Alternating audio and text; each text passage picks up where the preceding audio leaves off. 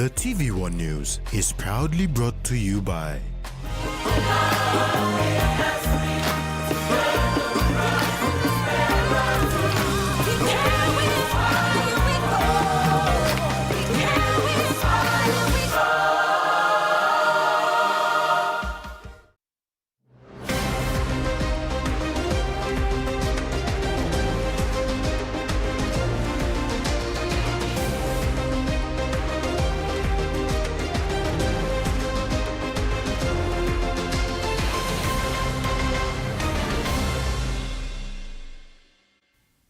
Hello, this is TVWAN News. Thanks for joining us.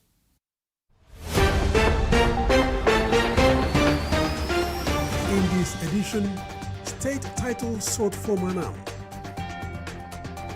new hall for Tubusereya, and historic AFL continues.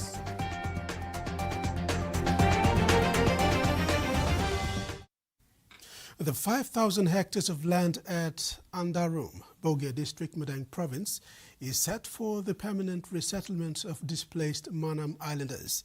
A state land title will be obtained this year, according to the Manam Resettlement Authority. After over 30 years since the Manam Island volcano eruption in 1996 and 2004, the islanders were placed in care centers on Bogia mainland. The government established the Manam Resettlement Authority, or MARA, to oversee the resettlement exercise for the displaced community. As resettlement continues, the authority has announced progress. It says 5,000 hectares of land has been transferred from customary land to state land. CEO Richard Bayer announced that the MARA is working with relevant authorities to obtain the state land title. 23 million runabout to acquire that 5,000 hectares of land. The current status of land acquisition is we are waiting for the land title to be issued. That is, as of yesterday, I followed up and they said it's in the process. We should have it by July or June this year. Bayer said after the state land is issued, the repatriation and resettlement exercise will commence. Identify the land blocks, mark them out already, and as soon as we get the land title, we start the program. 2026, that's this year. Repatriation and resettlement exercise should commence. Other tentative resettlement exercise includes care center closure program in 2028, continuing the care center closure program, repatriation and resettlement in 2029, and the scaling down of MARA's activity in 2030. Activities a little bit, but we will continue. 2028, we are targeting that the care centers should be closed. Some activities should wind down and we start bringing people into the resettlement land blocks. By 2029, care center closure program should continue. It's going to be a gradual one. We don't suddenly close the camps and push them out. Gradually, we get them into it. It's a humanitarian program. It's not a gold thing where you get a stone from here and throw it there and process it. These human beings, so we have to treat them with dignity and care. He said despite having plans in place and targets to meet, misuse of funding continues to be the biggest challenge the authority is currently faced with. He explained that the funding for the resettlement exercise usually goes to the Madang provincial government before the authority obtains funding. This led to issue with misuse of funding, leading to the prolonged delay of the resettlement. The CEO said if the funding goes straight to the authority, it will ease the misuse funding issue. Despite these challenges, the construction of road leading into the resettlement area is underway. Tracy Pa, TVWAN News. Despite the ongoing efforts of the Manam Resettlement Authority in resettling the displaced Manam community, challenges such as land disputes, lack of proper education, limited health facilities, and no proper water and sanitation continue to affect the displaced islanders. Over the years of living in 3 care centers, the Manam displaced community continues to face challenges such as continuous fighting over land, limited access to education, no proper health facilities, and no proper water and sanitation facilities.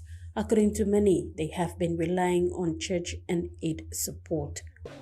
Since 2004, mi plakam planti belum mi die. Sambla lakun belum die, sambla olian belum die terus sick. No got proper health service belum local center. Planti oli lusi lai plodisla, planti olian belum infants too oli die. So mi play stop or sem tasol, mi play stop inside lokain look or sem play stop inside lokain plakain banis. Karabus or kind of sem play no got freedom to move around, apanya one plus something no got it. Government no come fully.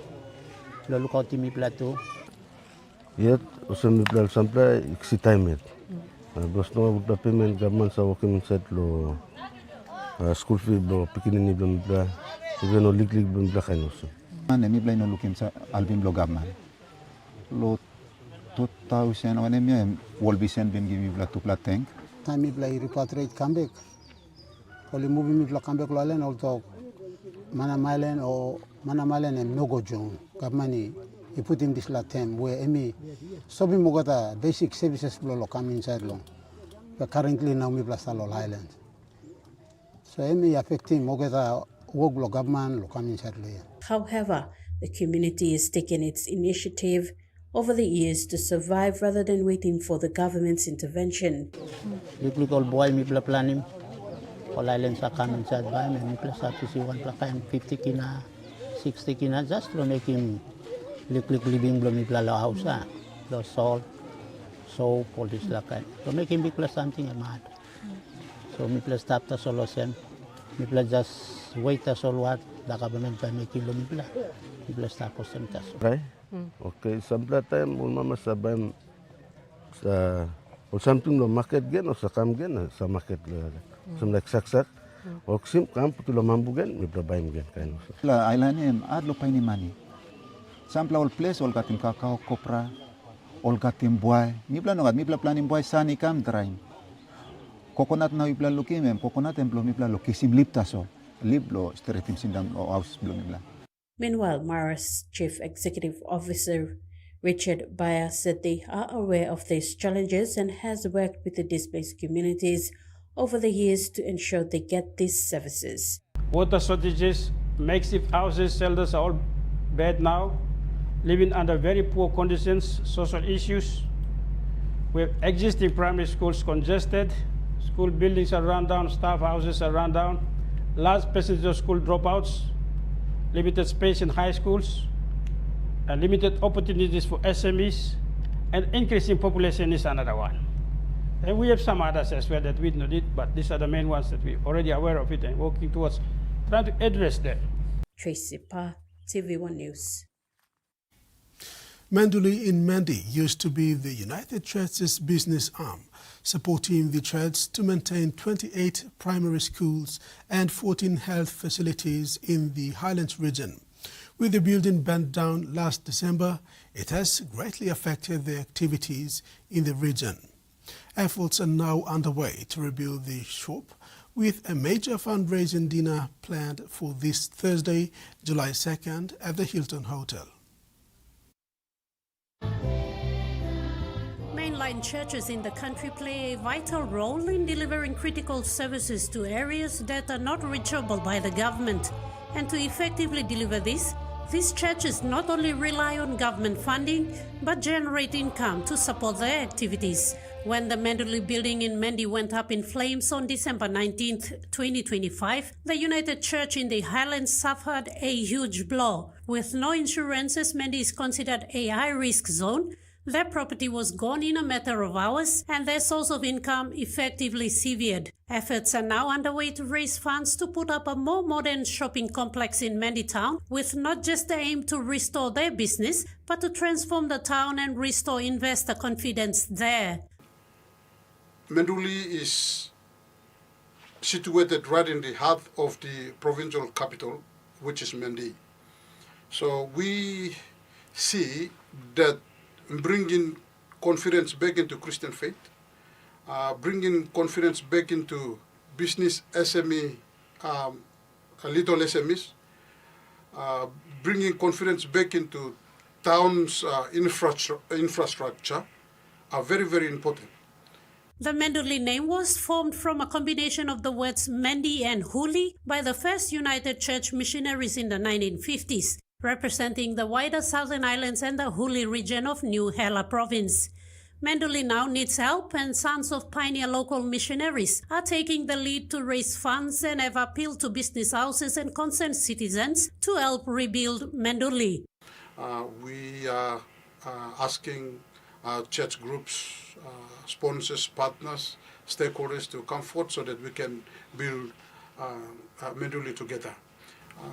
Building back, giving back to the province what has been lost is more significant.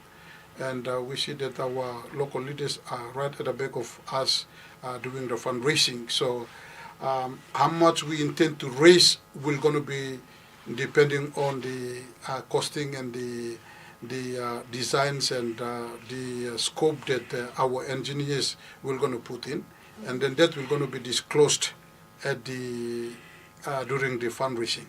With overwhelming support received so far, the fundraising team hopes to raise enough money to continue the work of the church and leave a legacy behind that will be remembered for years to come. At least give something back to the people.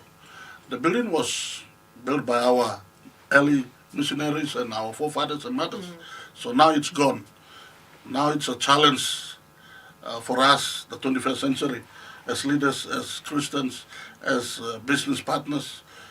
We have to stand together to build something so that we leave a legacy for our kids, for our future generation, our Christians to benefit so that it can continue to support the spreading of gospel. Initially planned for Friday, July 3rd, the fundraising dinner has been moved forward to Thursday, July 2nd at the Hilton Hotel, Port Moresby. Ruth Rongola, TVWAN News.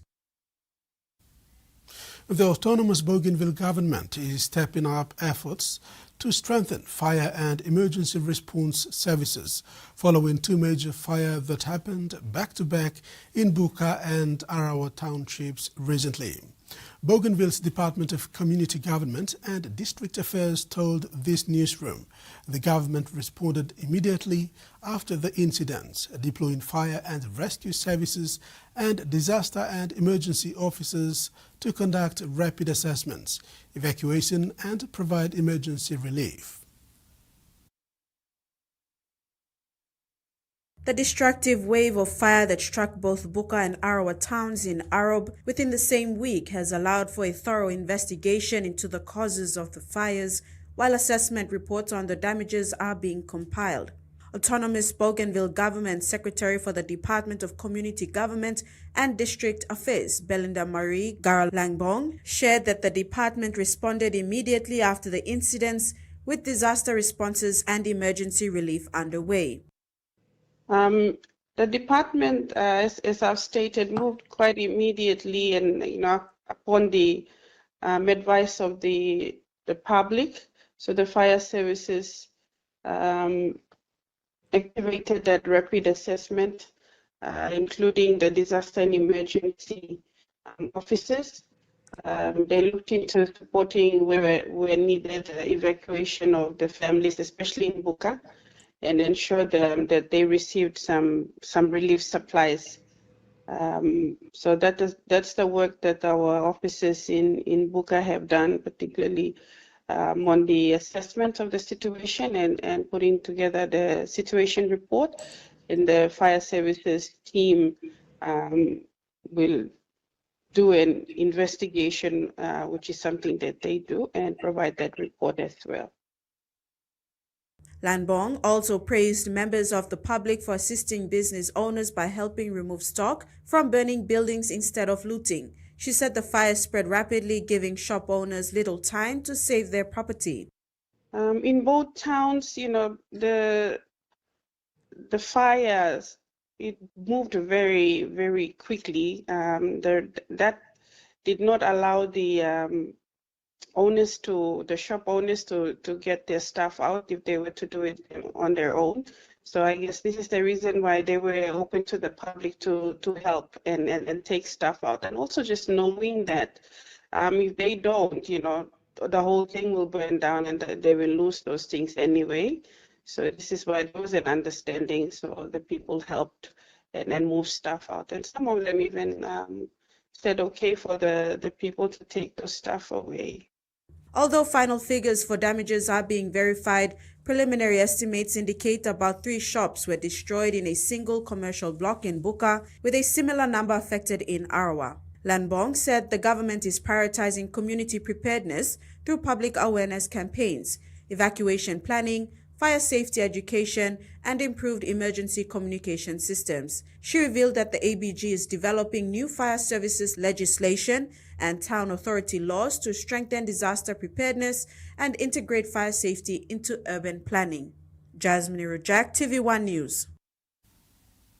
As part of its long-term strategy, the autonomous Bougainville government plans to establish fire stations across Bougainville, including new services in Arawa and Buin. ABG's Department of Community Government Secretary Belinda Mari Garalabong highlighted Bougainville's partnership with the PNG Fire Service under the Memorandum of Understanding, which has seen 5 firefighters deployed to Buka to mentor Bougainville firefighters. This is one of the things that, preparedness also begins with awareness. So households and communities generally, should there be a fire within the area, there must be some simple evacuation plans in place, and just understanding the basic fire safety and maintain some of those clear access routes. So, this is all part of urban planning and development. This is TV1 News. After the break, North Fly MP condemns drink driving and Nakanai District signs deal to upgrade Biala airstrip.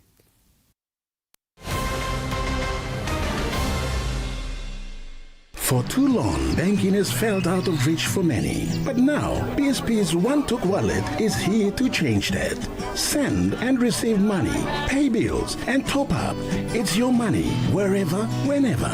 Because at BSP, we are committed to improving how our customers connect to our One-Tooks, to our family, to the ones we love. BSP's One-Took wallet. Money made easy. Dial *131# for everyone. What a game this has been. With a minute to go, it all comes down to this. And here they come. They go wide. Passes to Becky. He juggles. Kicks it. Who will get there?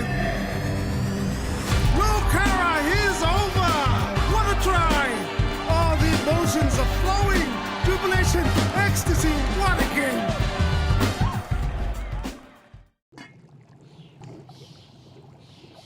Hiya, Mama. You wait then, but me add him special flavor. Put in more flavor, put in more taste. Magical karaoke rap a big smile on face. Time cooking chicken, a great kumutu. Sip, sip, the moo yes, magic on you. Maggi, PNG and Mia. Find PNG made.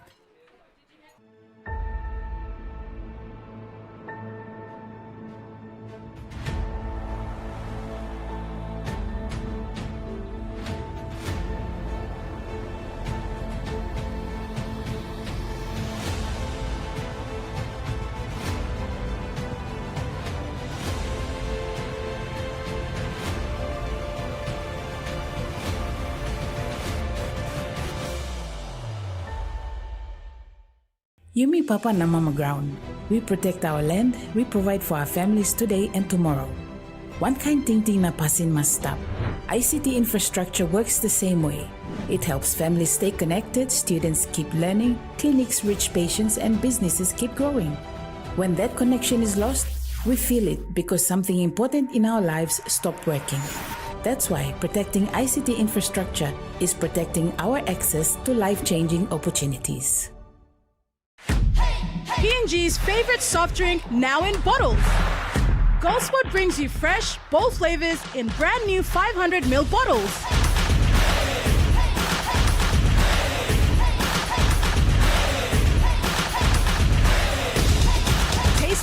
Mango. More freshness, more flavor, more fun. Lime, orange, raspberry, and pineapple. Proudly made in PNG. Proudly Go Spot. The PNG LNG project has now generated more than 30 billion kina for Papua New Guinea since production commenced. Nearly half of this amount has been paid as tax. Equity distributions are paid to KPHL and MRDC based on the interest they hold. Tax is paid to the IRC, while development levies and royalties are paid to DPE.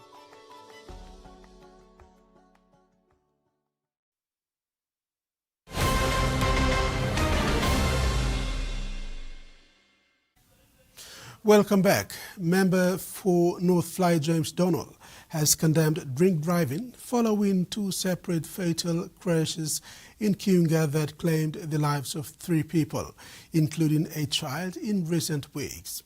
In a statement, Donald said a mother and her child from Kungim village were killed 3 weeks ago, while a man from Fuma, a nomad, died in a separate drink driving incident on Sunday.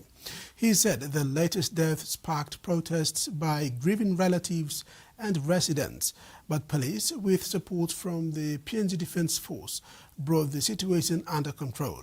The 2 alleged drunk drivers have been arrested and remain in police custody as investigations continue. Donald also warned that non-locals living in Kiunga were involved in criminal activities and contributing to law and order issues will be identified through the proper process and repatriated to their home provinces. Tubuserea Junior High School in Central Province will soon enjoy the comforts of a new multi-purpose hall funded through the Bank South Pacific's Community Development Program, made possible through BSP's 50-50 initiative, launched in 2025. Under this initiative, 50 projects will be implemented by BSP staff, and Tubuserea Junior High School becomes the first recipient.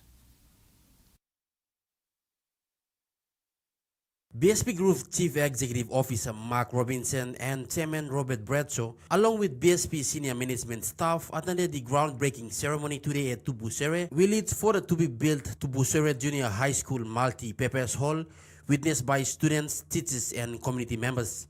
It is an initiative by Bank South Pacific through its Community Development Program and 50-for-50 initiative to support local communities across the country. School Board Chairman Cora No said the school was established 3 years ago as part of the Education Department's reforms to introduce junior high schools. He said the school board and teachers have worked hard over the years to meet the requirements of becoming a fully functioning junior high school. Situated outside Port Moresby, No said the construction of the multi-purpose hall comes at the right time and will greatly support students in their learning and extracurricular activities. 2-3 years ago, we've been trying to make do with the requirements that are necessary to recognize this as a junior high school. So we were required to have a science lab, practical skills, and a home economics classrooms, apart from X number of teachers against the X number of students being enrolled.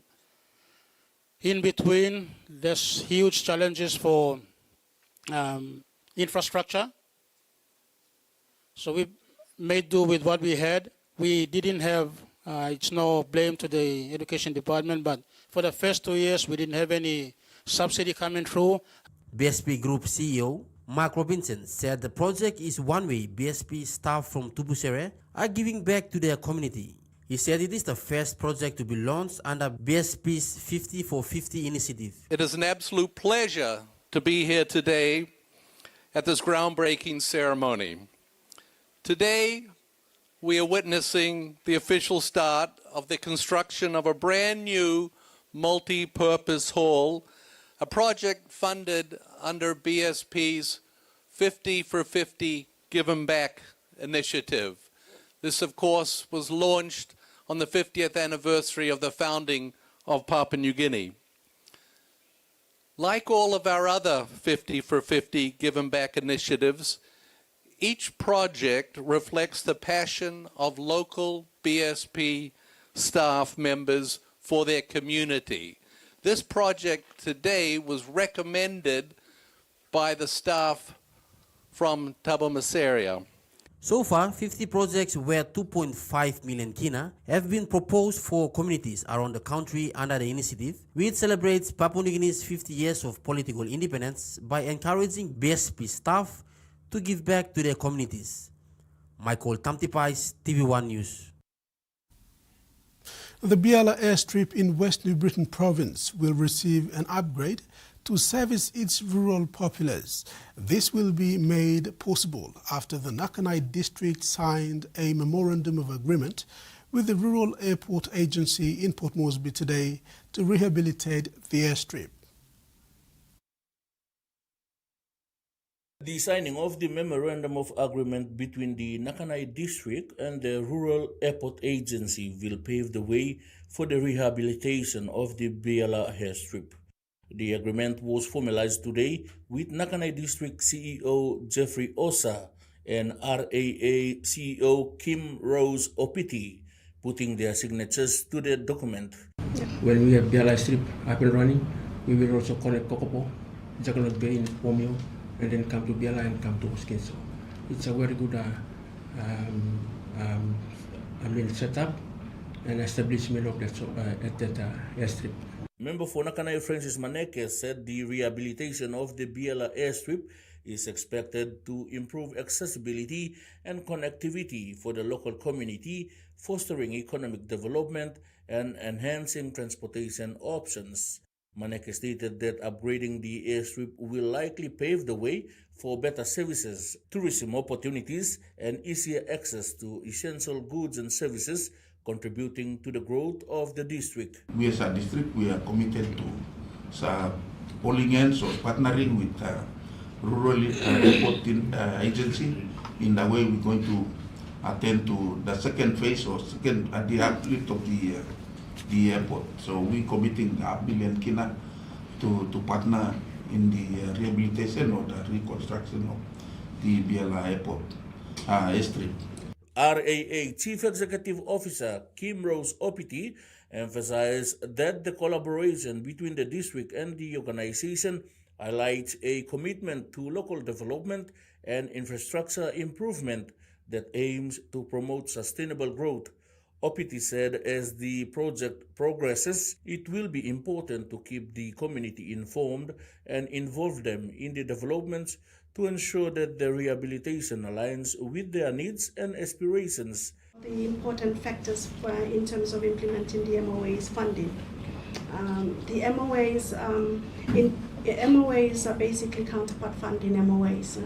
So subject to the funding that is made available by the MOA partner, then we go ahead to progress work in the prioritized airstrips in each of those districts or provinces or respective provinces. The program is a Kina for Kina concept, with the Nakanai DDA partnering with 500,000 kina and the RAA meeting half of the cost. Freddie Moe, TV1 News. And now the finance news. The kina closed unchanged at $0.2280 in the interbank market. At Bank South Pacific, our kina was buying $0.2205, 0.3168 Australian dollars, 0.1851 euro, and 35.47 Japanese yen. Looking at commodity prices at New York closed, coffee and crude oil closed higher, gold and cocoa closed lower, and palm oil and copper closed the day unchanged. And on the stock market, the Dow Jones closed higher, ASX closed lower, and all ordinaries closed lower as well. TV1 News continues when we come back. Stay with us.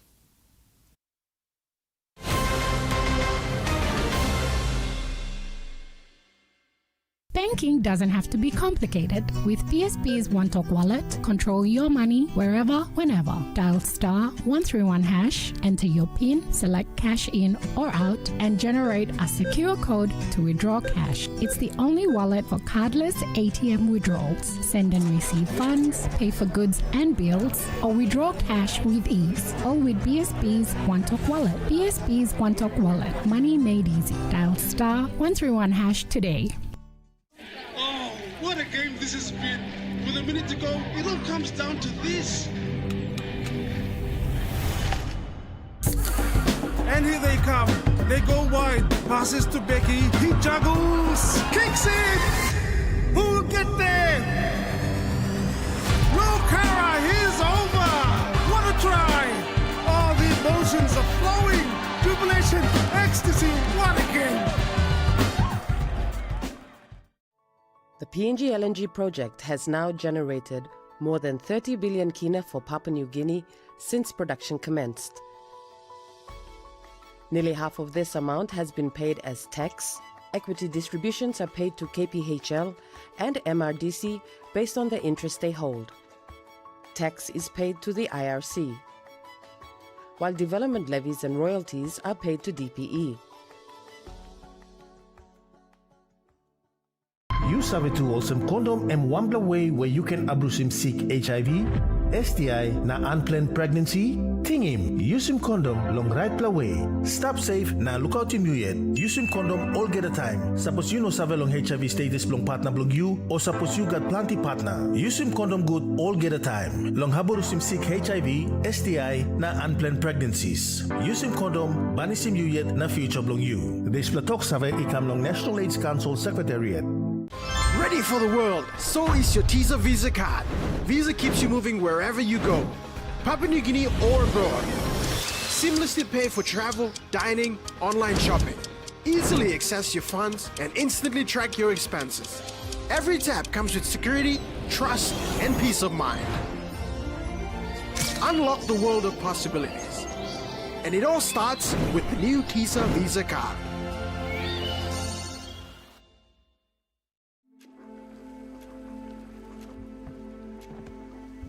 Papa will come close to Laos. Kaya no ready yet. Mak blame Belatia. Mom's too glorasta. Suppose him no ready. Ayo.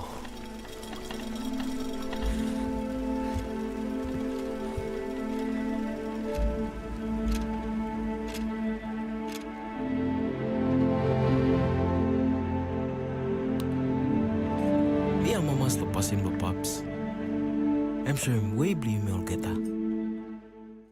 Back-to-back premiers for the first time ever in AFLW.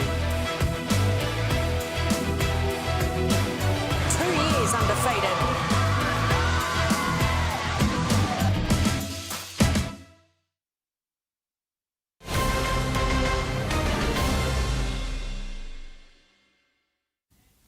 Thanks for staying with us.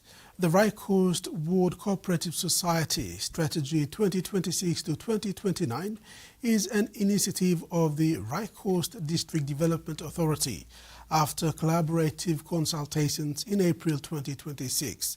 Recently, 84 ward cooperatives were launched. So far, Right Coast has set up the highest number of ward cooperatives in the country.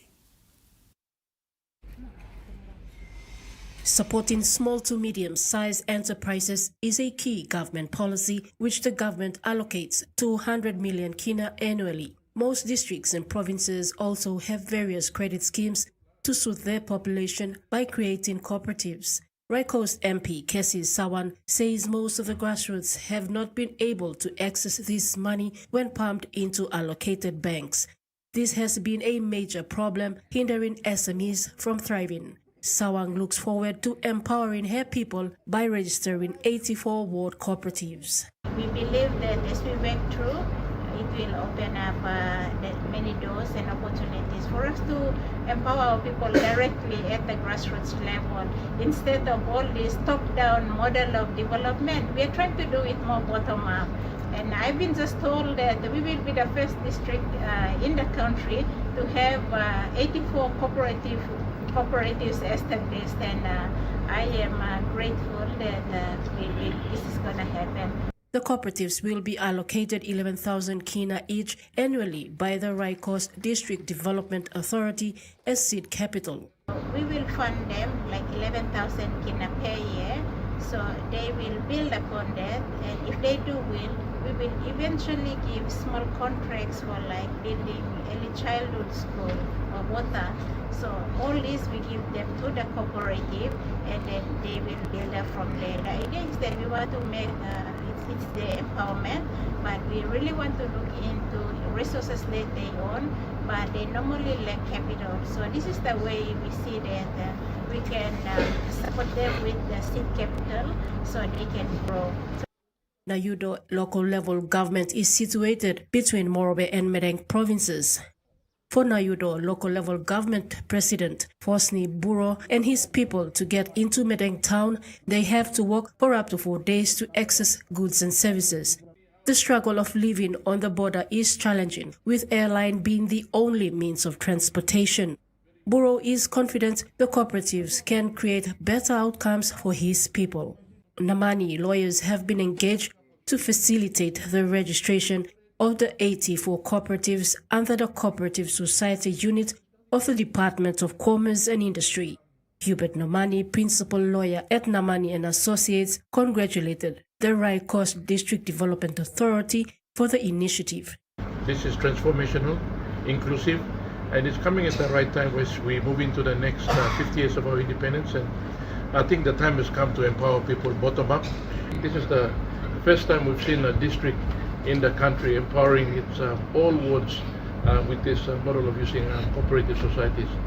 The model has been around since independence, in fact from our colonial era.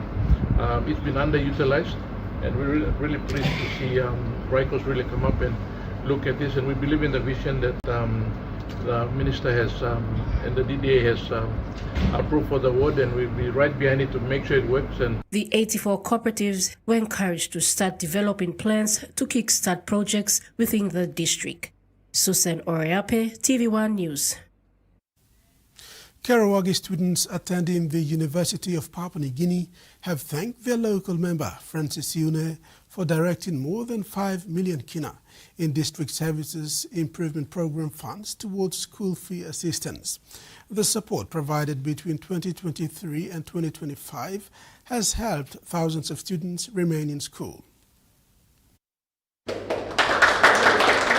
At today's Thanksgiving ceremony, the Karawagi Students Association presented a certificate of recognition to the MP, acknowledging his commitment to education, health and youth empowerment. The initiative covered tuition fees, project fees and school materials, easing the burden on. So you have remained as the first supporting for University Karawagi Students Association through your generous financial contributions. Beyond supporting the association, you have also assisted many Karawagi students with their school fees, enabling them to continue and successfully complete their university. Some also, some now been school fee finished, now graduate na coaching, some about to graduate na some libra kamata libra continuous support as a president. I think and appreciate you. Intake, they actually benefit from this school fee scheme to do their second year, first year, second year, third year. And last year they graduate. So it's like they are pro, but we'll migrate into do a better one next time around. The data, the statistics, where the students they graduate, what is their profession? Are they going down into a career path, or are they still actually hanging around, or they are going to do some higher degree courses or courses or something? So you see, the idea is we have to produce some good number of highly educated population in Karawagi so they can able to take the community forward in the next generation. The ceremony concluded under the theme, Empowering Karawagi Youth for a Brighter Future, with students calling for continued investment in education to strengthen their district's future. Turning overseas, Australia and Vanuatu have signed a landmark strategic pact after months of prolonged negotiations.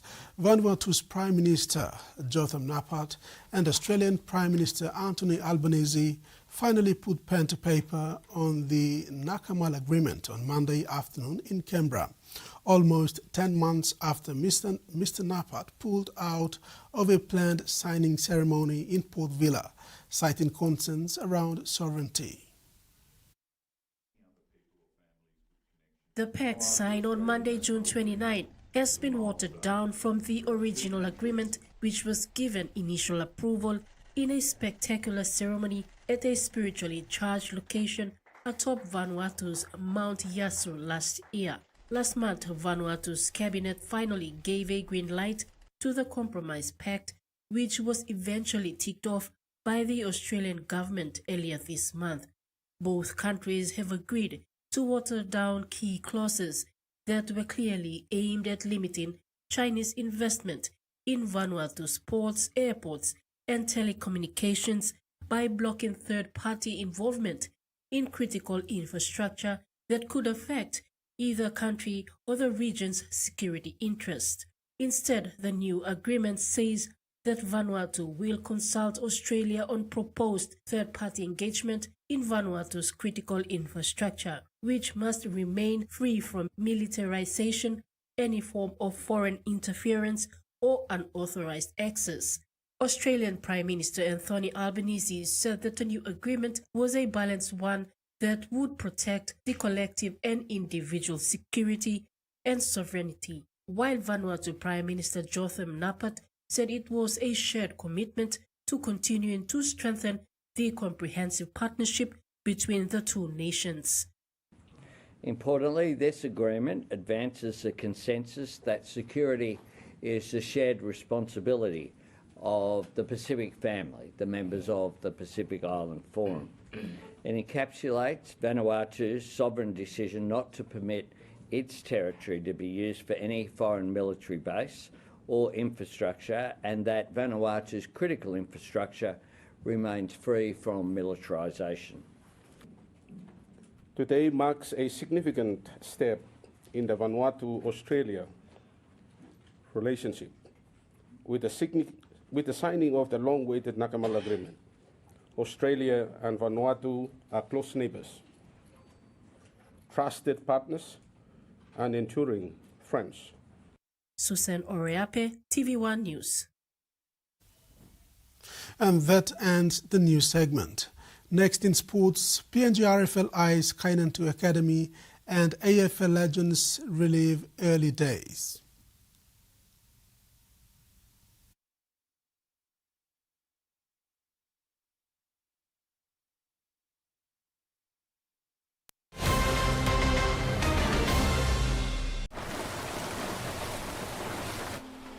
Mom's late. Why hasn't she called? Dad doesn't like it when she's late.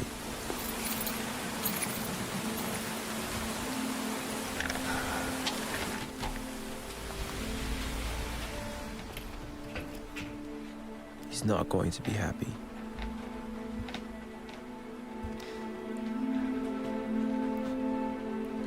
Hope nothing bad happens.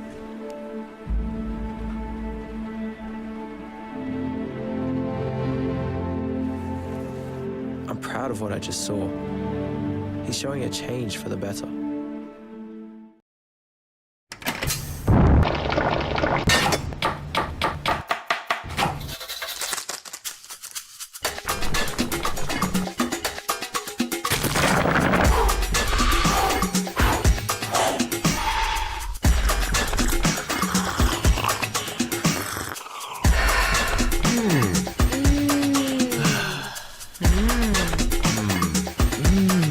Snacks noodles. Tastier, but you like it more.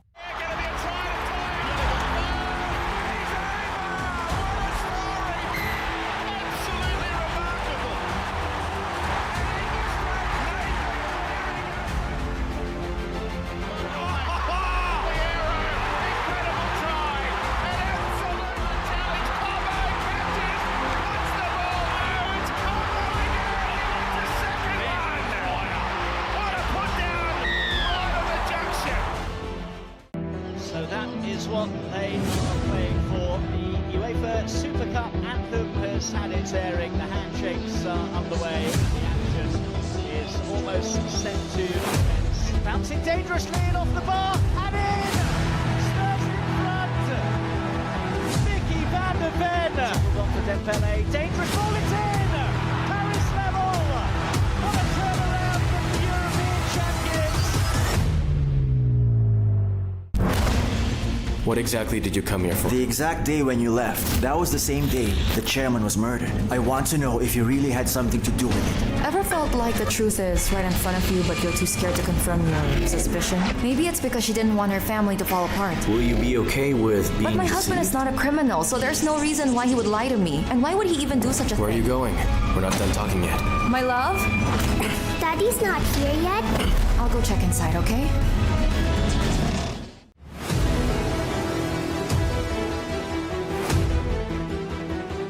It doesn't get any bigger than this. The best attack in the league. Against the second best.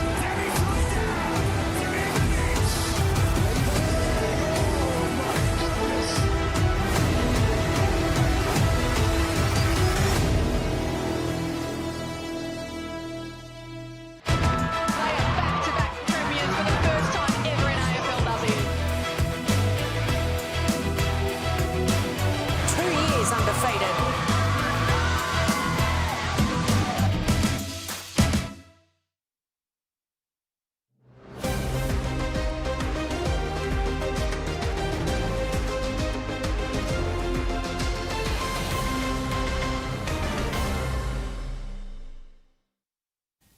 Welcome back. 3 senior officials from the PNG Rugby Football League visited Kainantu District in Eastern Highlands Province last week to meet with Kainantu Schoolboys League officials, sponsors, stakeholders and club officials.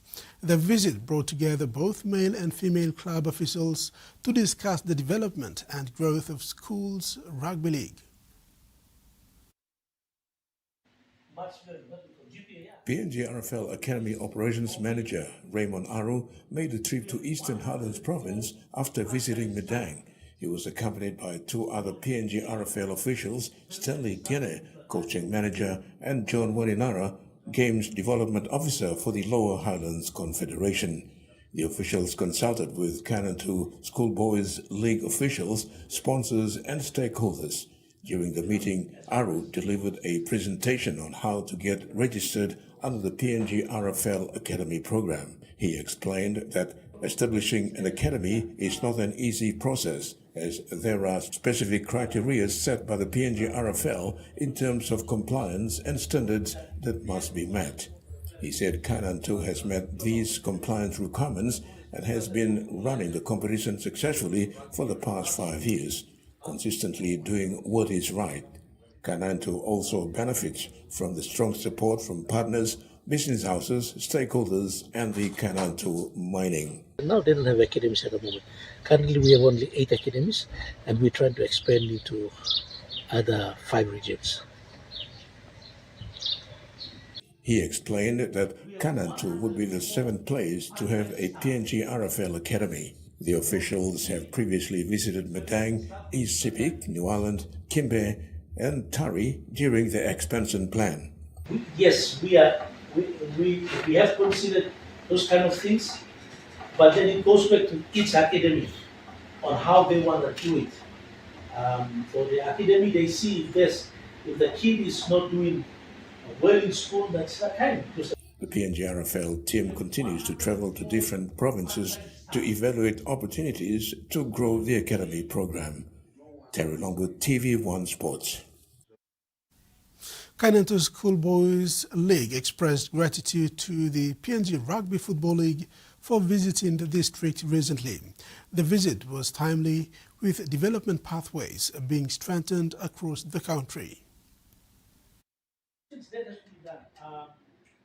The Kainantu district has long missed out on developmental programs from PNG RFL, largely due to confusion over its zone affiliation. It has been caught between the Northern Zone and Highland Zone, especially Goroka, which has led to exclusion from the PNG RFL sanctioned games. Jackson James, president and chairman of the district, also highlighted the lack of opportunities for children in the district, but is a positive now following the recent consultation workshop, which indicates that Kanantu has met requirements set by PNG RFL. James is optimistic about the prospect of Kanantu having its own academy. He acknowledged that the final decision sits with PNG RFL. The workshop involves postmasters from various schools participating in the leagues. Kanantu Women's League, league officials, sponsors including Kanantu Mining, the league's biggest supporter, and other key stakeholders. Terry Longwood, TVWAN Sports. The Port Moresby Australian Football League, also known as the Port Moresby Rules Football League, remains the longest-running Australian rules football league outside of Australia, since founded in 1955.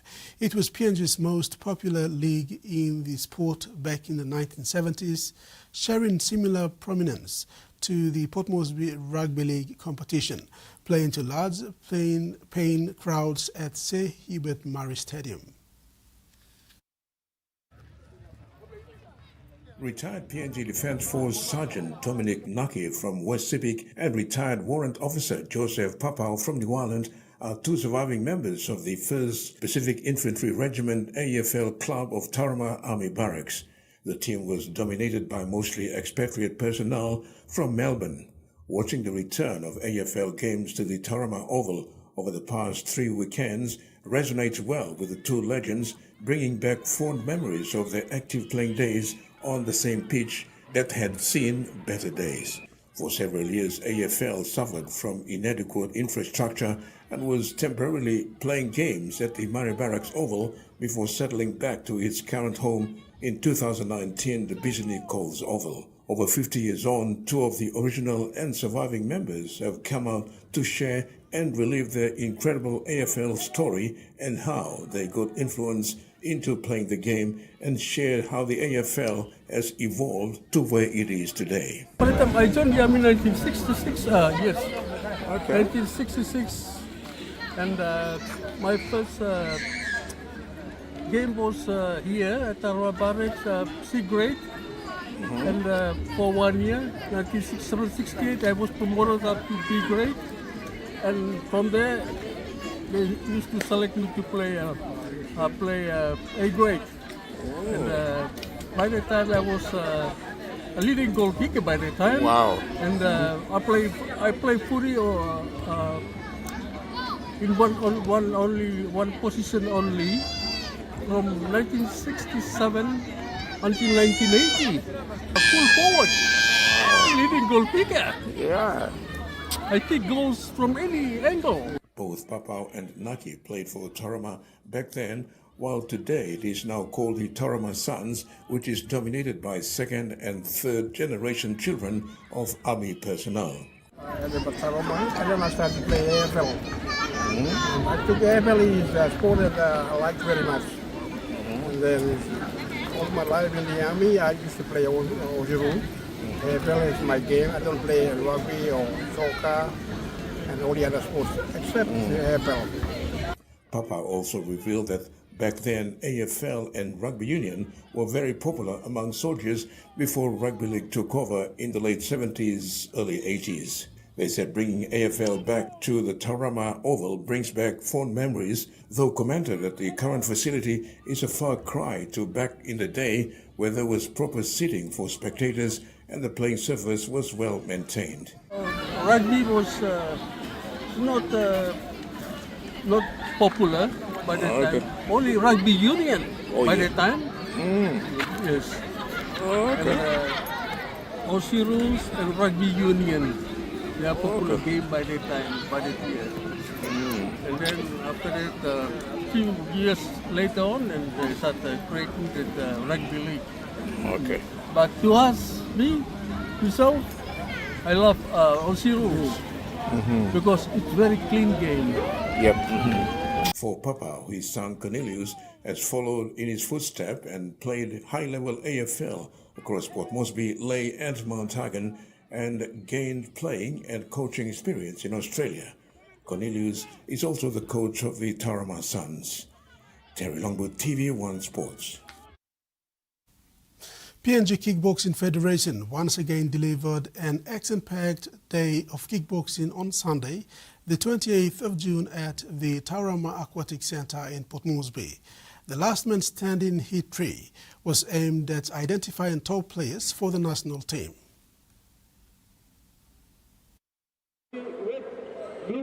Kickboxing over the years has received limited funding support to carry out its talent identification and also boost tournaments. A recent support of 300,000 kina from the National Gaming Control Board to the PNG Kickboxing Federation has been a big boost to push for better fighters. Parts of the funding went towards delivering exciting bouts for 80 top fighters selected in Heats 1 and 2 from around the country. Some undercards fights were also held. PNG Kickboxing Federation President Stanley Nandex was impressed with the fighters and how the standard of fighting has improved. He added that Heat 3 was the quarterfinals. The last man standing will go into the semi-finals in 2 months' time, and the grand final is expected to be played towards the end of the year. Bougainvilleans are really known for their good hand skills, and I think they have worked much on their legs, and it'll be a good challenge for other centers. Nandex further said winners in each weight divisions will be selected to feature for the national team overseas. However, they will not participate in any international events this year, although they have 5 international invites as Nandex decided to put in a structure and long-term plan for the fighters. There are a lot of invitations are coming all around the world, but I can't send them because I think the fighters are not ready. And that's why I think with this concept, it'll be an ongoing concept. It's not just this one, but we will need to also produce more fighters when we prove them that they have made it through. Then next year, that is the arrangement or deal that I want to make with the promoters, that they can sign them all. In the meantime, the last man standing Heat 3 saw Team Southern Region finished on top. Team Eastern Highlands also did well in their fights, winning 6 out of 8 bouts. The autonomous region of Bougainville participated for the first time and produced good results.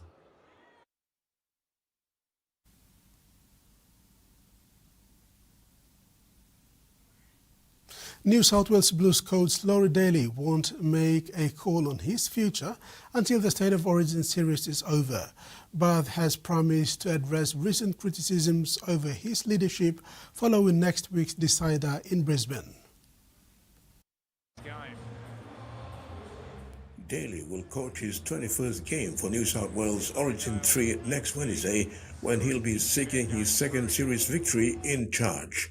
The legendary player was at the helm when the Blues ended Queensland's 8th straight series victory in 2014 and boasts an 18-12 record after returning to the job for the 2025 series. It's unclear what his plans are going forward, but it's assumed that he'll stand down with someone to be brought in next year before Penrith Panthers coach Ivan Cleary likely to take over in 2028. I'm got my head on the next 10 days, and that's where my focus has been. I'm really excited, really looking forward. Just excited. Any Origin game, it's special. To play a decider in Queensland's obviously, exciting. We go up there, we'll give ourselves every opportunity. Every Origin game's different, and it's 1-1, and we get a chance to still win it. So we'll see what happens. Daly replied when asked if this would be his final game in charge. To have support is great. Because everyone needs it at times, it's just exciting for us that we know there's a lot of people out there that want us to do well. There's former players out there that are really hoping that we do well, and I reckon, I think there's a lot of people out there, and the people that have stopped me in the street and spoken to me have all thrown their support right behind me and the team, and that's what you want to see. So.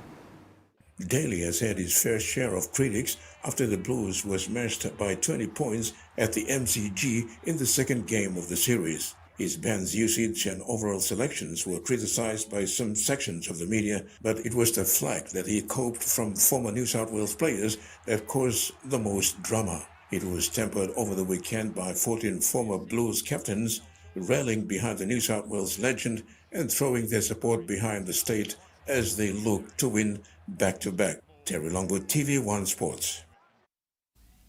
And now the weather forecast.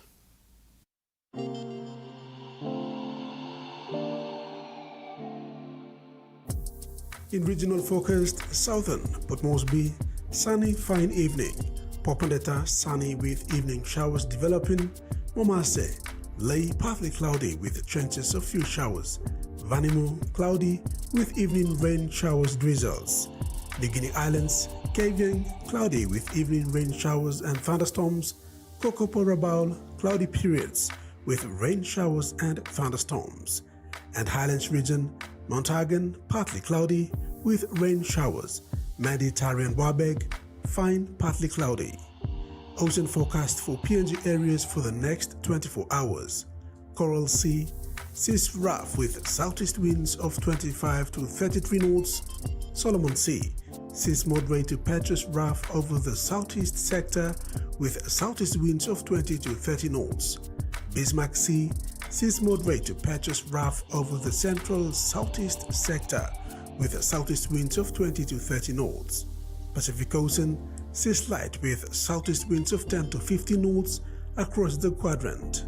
And coastal waters forecast. Waters of southern PNG Indonesian border to Daru, to Kiwai Island, and across Gulf of Papua to Port Moresby to Hood Point.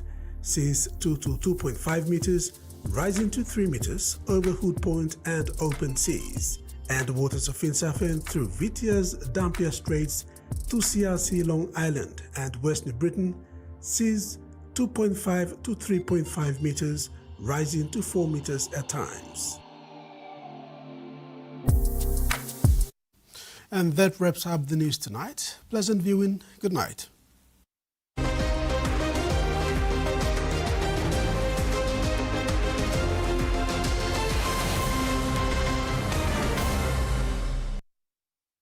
The TVWAN News was proudly brought to you by